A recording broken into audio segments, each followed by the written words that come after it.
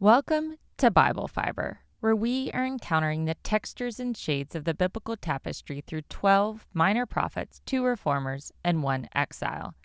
I am Shelley Neese, president of the Jerusalem Connection, a Christian organization devoted to sharing the story of the people of Israel, both ancient and modern. This week we are studying Ezekiel 27, a continuation of the oracles against the nations. Even if you're a lifelong churchgoer, chances are you've never heard a sermon on Ezekiel's oracles against the nations. It's in competition with the genealogies in Chronicles or the purity regulations in Leviticus for the least read scriptures. But skipping the difficult parts is not the goal of Bible Fiber. I also do not manipulate the text for application lessons to our modern lives. Sometimes the main purpose of a biblical passage is to lay the groundwork for a broader understanding of Israel's place and circumstances. After Jerusalem fell, the Israelites were in a questioning headspace. They needed proof that they were still the covenant people. They longed for God to punish the nations who came against them. Ezekiel's oracles against the nations answers their doubts, even if indirectly. With Tyre, Ezekiel took 3 chapters to carry out his goal. After Ezekiel pronounced an oracle of judgment, God instructed the prophet to raise a lament for Tyre. A lament is a funeral song, like a graveside eulogy in our time. Occasionally, biblical prophets use laments as literary devices to announce judgment over Israel's enemies, or in Amos's case, Israel itself. Delivered in a mocking tone, the lament expressed sorrow over the fate of a nation or city. They were inviting the condemned to their own funeral. Ezekiel adds his own spin to the classical lament by shaping it into an extended allegory. His lament over Tyre portrays the city as a luxury merchant ship that was hit by a strong wind and sank. A stately ship was a fitting representation for the wealthy trade city, which had a knack for putting its wealth, power, and influence on full display. Ezekiel carefully details the ship's construction and decoration. The Phoenician builders curated the highest quality materials from all over the region. The ship's timber came from the fir trees of Mount Hermon, also known as Sinir. They used the cedar of Lebanon to assemble her mast. They constructed the oars from the oaks of Bashan and built the deck from pines of Cyprus. The ship's embroidered linen sail and banner were imported from Egypt. They used the cedar of Lebanon to assemble her mast. They constructed the oars from the oaks of Bashan and built the deck from pines of Cyprus. The ship's embroidered linen sail and banner were imported from Egypt. A hand-picked expert crew manned the Tyrian vessel. Her skilled rowers and pilots originated from each of the other Phoenician cities, like Sidon and Arvad. The Phoenicians, of course, had the most experienced seafarers. The elders of Gabal, another Phoenician city, kept the ship caulked and maintained. Ezekiel depicts the hired mercenaries hanging their shields, helmets, and arrows over the walls as a warning to potential invaders. From a historian's point of view, Ezekiel 27 is rich with details about the Phoenicians' construction techniques and advanced shipbuilding skills. Phoenicians were known for their sophisticated craftsmanship and engineering, which allowed for sturdy and efficient vessels. Ezekiel shows that they also invented the beautification of their fleets. The ship's every detail was a testament to the efforts of its builders and the pride of its crew. In verse 12, Ezekiel switched from describing the majestic ship to inventorying its costly cargo. The list of nations who traded with Tyre is exhaustive, with the naming of 37 different commodities, all loan words or technical terms. Translating this part of the chapter is really difficult. Some scholars wonder if Ezekiel got hold of a Tyrian ship log and adapted it to his literary needs. Otherwise, it's pretty remarkable that a Judean prophet possessed such a sound knowledge of Tyre's commerce.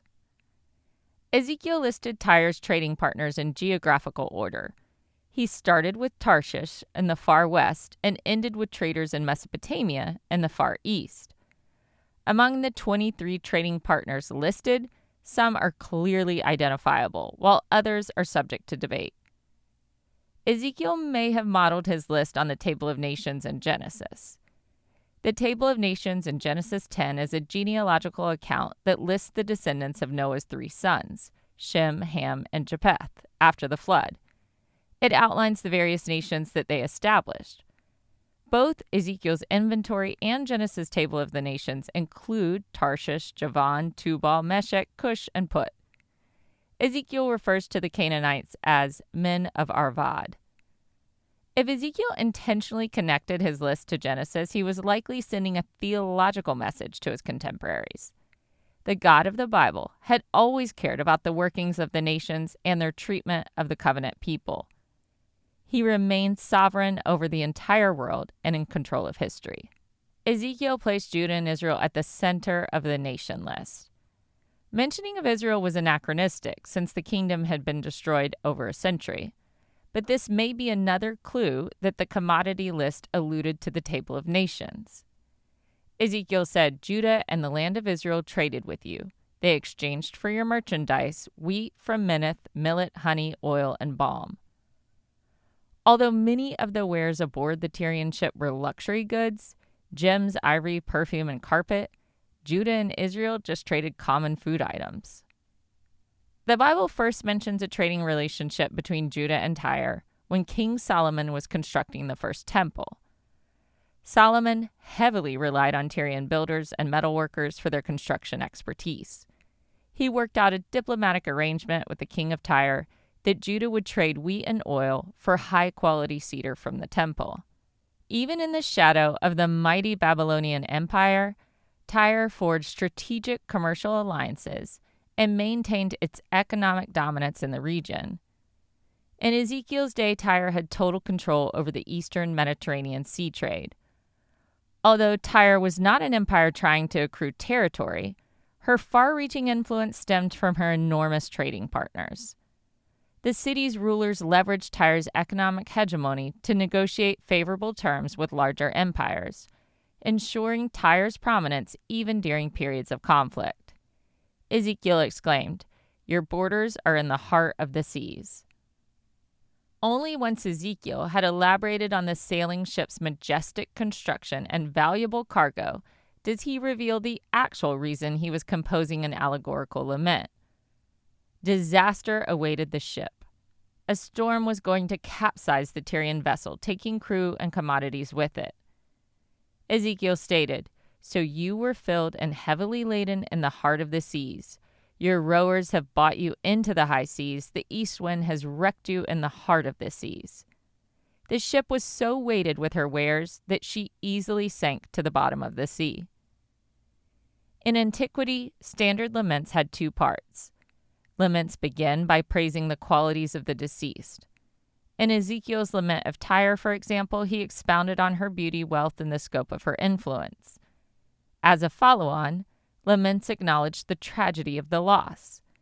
In the second part of Tyre's lament, Ezekiel recounted everything that sank along with the ship.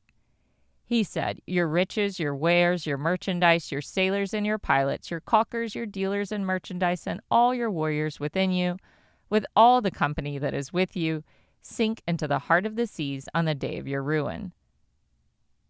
The uproar of the sea represented the tumultuous consequences of Tyre's fall.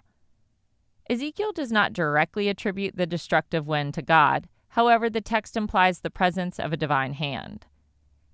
Ezekiel may have been paying homage to Psalm 48 by weaving similar language into his lament. The psalmist had described God's punishing hand as the east wind that would topple any nation that came against Israel. The imagery of a grand ship transformed into ocean debris reinforces the theme of divine judgment against Tyre. This sinking of the Tyrian ship parallels in many ways the disastrous fate of the Titanic. In both cases, these grand vessels were symbols of their respective civilizations' wealth, power, and technological prowess, seemingly invincible until their tragic downfalls. The greater the perceived invincibility and grandeur of something, the more shocking and impactful its fall becomes. As it shatters our illusions of security and permanence, these stories remind us that even the mightiest of human achievements are ultimately fragile. The ship sinks within sight of the seafaring nations, some of whom have their own crew aboard the boat.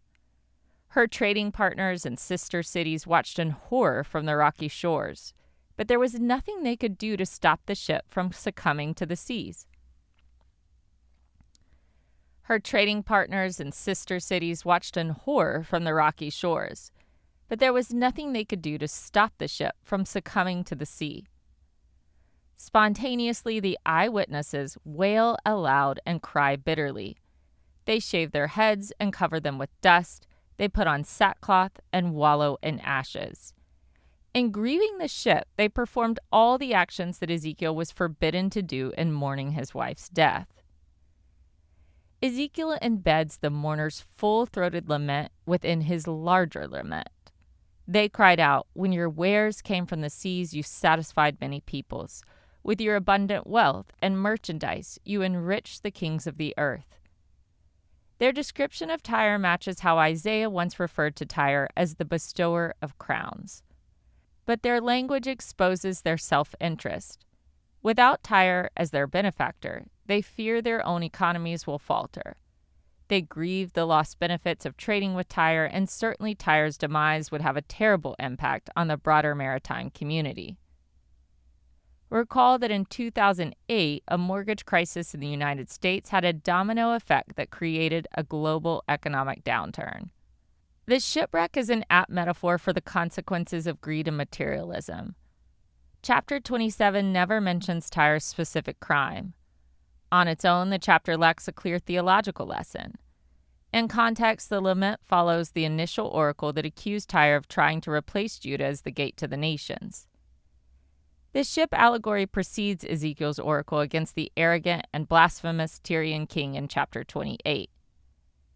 Ezekiel's ship lament does not indict Tyre. Instead, he uses the Tyrians' own words to condemn them. Tyre boasted, "I am perfect in beauty." Tyre bought into her own propaganda and possessed a lofty opinion of itself. The city was unaware of the impending doom that would shatter its illusion of invincibility. Such a claim to greatness reflected their immense pride and self-sufficiency. Ultimately, though, the city's overestimation of its own strength led to its downfall. Truly, there was no nation greater. Built with the highest quality wood and manned by an experienced crew, the Tyrian ship seemed unsinkable. However, shock was Ezekiel's number one rhetorical strategy. By extensively promoting Tyre as the envy of the region, its ruin becomes even more noteworthy. The ship capsized with a single east wind. As the biblical proverb goes, pride goes before destruction, and a haughty spirit before a fall. Or as my Alabama relatives would say, Tyre got too big for their britches. Although Ezekiel focused on Tyre far longer than any other biblical book, other prophets also reprimanded Tyre's hubris. Zechariah portrayed the wealth of the Tyrian city as silver heaped up like dust and gold as plentiful as dirt in the streets. Ezekiel was also not the only prophet to credit God with Tyre's downturn. Zechariah described God as taking all the silver and gold and hurling it into the sea. Isaiah also directly credited Yahweh with punishing Tyre for its conceit. He said, "The Lord of hosts has planned it to defile the pride of all glory, to shame all the honored of the earth." The author of Revelation adapted Ezekiel's prophecy against Tyre, the great maritime power, to announce a coming judgment on Babylon the Great. The thematic and symbolic parallels between Ezekiel 27 and Revelation 17 and 18 are impossible to dismiss. Both prophecies depict wealthy maritime powers characterized by pride, luxury, and corrupting influence. The imagery of opulence, including rich descriptions of precious goods and adornments, is prevalent in both accounts. Key shared elements include the personification of the city and the emphasis on their self-exaltation, and the detailed accounts of their destruction. Moreover, both Tyre and Babylon are subject to divine judgment, resulting in a sudden and complete downfall that prompts lamentations from their trading partners and allies. The Holy Spirit inspired the prophets and apostles to weave a tapestry of divine truth throughout Scripture. Through Ezekiel, God revealed his judgment against the prideful empire of Tyre, foreshadowing the ultimate judgment against all worldly powers that oppose him. John, guided by the same Spirit, expanded upon this prophetic imagery in Revelation, unveiling God's final verdict on Babylon the Great, which represents the culmination of all ungodly systems and empires throughout history. As believers, we can take comfort in knowing that just as God judged Tyre in ancient times, he will ultimately bring justice to all worldly powers that exalt themselves against his authority. God has promised that one day his eternal kingdom will be established, where righteousness will reign forever. That's it for Ezekiel 27. Thank you for listening, and please continue to take part in this Bible reading challenge. Join me next week for Ezekiel 28, the last oracle against Tyre. God is going to throw the Tyrian king off his throne. For all the biblical references each week, please see the show transcript on our blog or by signing up for our emails at thejerusalemconnection.us or shellyniece.com. If you sign up for our emails now, you'll get a free download of 2 of Pat Hutchins' most popular biblical paintings, or go to shellyniece.com and get a free downloadable devotional to go with the Bible Fiber book. Shabbat Shalom and Am Israel Chai.